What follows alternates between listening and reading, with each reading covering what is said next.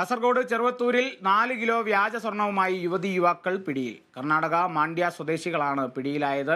നിധിയെന്ന് വിശ്വസിപ്പിച്ച് cinema പ്രവർത്തകന് മാല വിൽക്കാൻ ശ്രമിക്കുന്നതിനിടെയാണ് പ്രതികളെ പിടികൂടിയത്. വിവരങ്ങളുമായി ജോസഫ് അഗസ്റ്റിൻ ചേരുന്നു. ജോസഫ്, എങ്ങനെയാണ് ഈ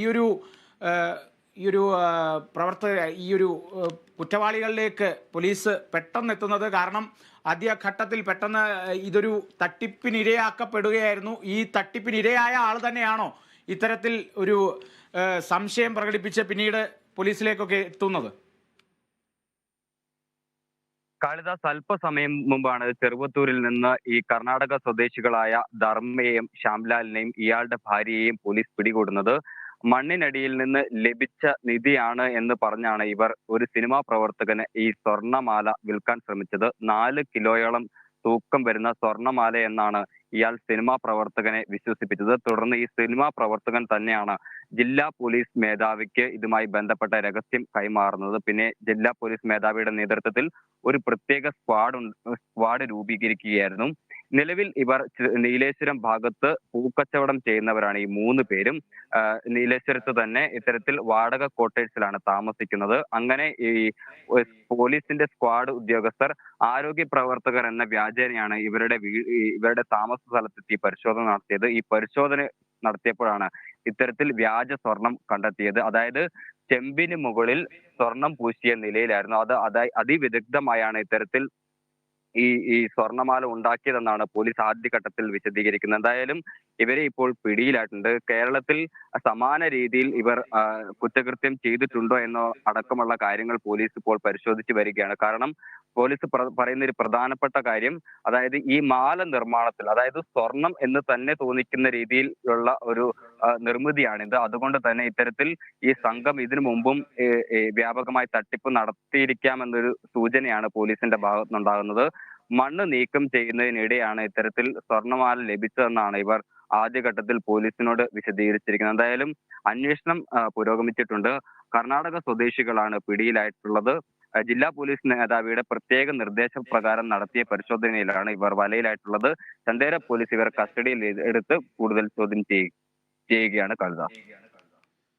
ജോസഫെ, ഈ ഒരു അറസ്റ്റിന് പിന്നാലെ എന്തായാലും വലിയ രീതിയിൽ ഒരു അന്വേഷണം ഉണ്ടാകും എന്ന് തന്നെ കരുതാം. ഒന്നാമത്തെ കാര്യം, കാസർഗോഡിനെ സംബന്ധിച്ച് അതിർത്തി ജില്ലയാണ്. അതോടൊപ്പം തന്നെ ഇത്തരത്തിലൊരു വ്യാജ സ്വർണം പെട്ടെന്ന് പിടികൂടപ്പെട്ട ഒരു സാഹചര്യത്തിൽ ഇതിന് പിന്നിൽ വലിയൊരു സംഘമുണ്ടെന്നുള്ള ഒരു നിഗമനത്തിലേക്കൊക്കെ പോലീസ് എത്തിയേക്കാം, അല്ലേ?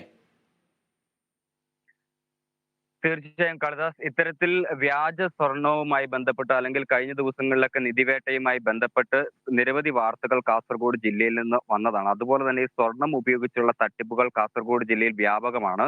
കഴിഞ്ഞ 1.5 മാസം മുമ്പാണ് ഇത്തരത്തിൽ സ്വർണം ഇരട്ടിച്ച് നൽകാമെന്ന് പറഞ്ഞ് ഇത്തരത്തിൽ ദുർമന്ത്രവാദം ചെയ്തിരുന്ന ഒരു സ്ത്രീയെ പോലീസ് പിടികൂടുകയുണ്ടായത്. ഈ തട്ടിപ്പിനിരയായ വ്യക്തി 1.5 വർഷം മുമ്പ് മരിച്ചിരുന്നു. ഇയാളിൽ നിന്ന് 596 പവനാണ് പോലീസ് ഇയാൾക്ക് നഷ്ടമായത്. അങ്ങനെ സ്വർണവുമായി ബന്ധപ്പെട്ടുള്ള തട്ടിപ്പുകൾ കാസർഗോഡ് ജില്ലയിൽ വ്യാപകമാകുന്ന ഒരു സാഹചര്യമാണ്.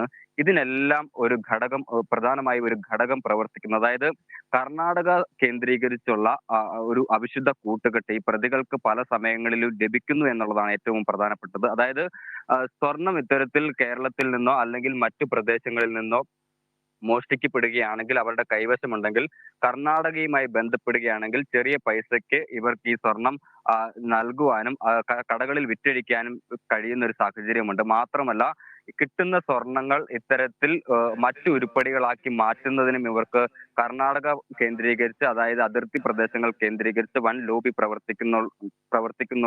പ്രവർത്തിക്കുന്നത് കൊണ്ട് തന്നെ ഇവർക്ക് സഹായം ലഭിക്കാറുണ്ട്. അതുകൊണ്ട് തന്നെ പോലീസ് ഈ വിഷയത്തിൽ അന്വേഷണം കർശനമാക്കുമെന്നാണ് അറിയാൻ സാധിച്ചിട്ടുള്ളത്. സ്വർണവുമായി ബന്ധപ്പെട്ട് ഇത്തരത്തിൽ അനധികൃതമായിട്ടുള്ള ഇടപാടുകൾ നടത്തിയവരെയും മുൻപ് സമാന കേസിൽ പ്രതികളായിട്ടുള്ളവരെയും കേന്ദ്രീകരിച്ചാണ് പരിശോധന നടത്തുന്നത്. ഇവർ പൂക്കച്ചവടക്കാരാണ്. അതുകൊണ്ട് തന്നെ ഇവർക്ക് പുറമേ നിന്ന് സഹായം ലഭിക്കാതെ ഇത്തരത്തിലൊരു കൃത്യം നടത്താൻ സാധ്യമല്ല. അതുകൊണ്ട് തന്നെ ഇവരുടെ പിന്നിൽ പ്രമുഖരുണ്ടാകുമെന്നൊരു സൂചനയാണ് പോലീസിനുള്ളത്. മാത്രവുമല്ല, ഈ സിനിമാ പ്രവർത്തകനിലേക്ക് ഇവരെങ്ങനെ എത്തിച്ചേർന്നു എന്നുള്ളതും പ്രധാനപ്പെട്ട ചോദ്യമാണ്. ഈ സിനിമാ പ്രവർത്തകനാണ് ഇത്തരത്തിൽ ഈ സ്വർണം മേടിക്കാൻ എന്ന വ്യാജേന ഇവരുടെ പക്കലെത്തിയത്.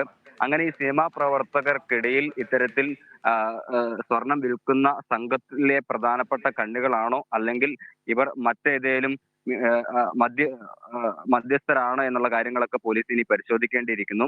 പോലീസ് ആദ്യഘട്ടത്തിൽ വിശദീകരിച്ചിരിക്കുന്നത് ഇപ്രകാരമാണ്. അതായത് സംസ്ഥാനത്ത് ഇത്തരത്തിൽ ഇവർ മറ്റാരെങ്കിലും തട്ടിപ്പിന് ഇരയാക്കിയിട്ടുണ്ടോ എന്ന് പരിശോധിക്കും എന്നാണ് പോലീസ് ആദ്യഘട്ടത്തിൽ തന്നെ വിശദീകരിച്ചിരിക്കുന്നത്. അപ്പോൾ തന്നെ മനസ്സിലാക്കാൻ സാധിക്കുന്നത് ഇവർ സമാന രീതിയിൽ ഇത്തരത്തിലുള്ള കുറ്റകൃത്യം സംസ്ഥാനത്തിന്റെ വിവിധ ഭാഗങ്ങളിൽ ആവർത്തിച്ചിട്ടുണ്ട് എന്നുള്ളൊരു സൂചനയുടെ അടിസ്ഥാനത്തിലാണ് പോലീസ് ഇത്തരത്തിലൊരു പ്രസ്താവന നടത്തിയിട്ടുള്ളത്. എന്തായാലും ഇതുമായി ബന്ധപ്പെട്ട് സമഗ്ര അന്വേഷണം നടത്തും.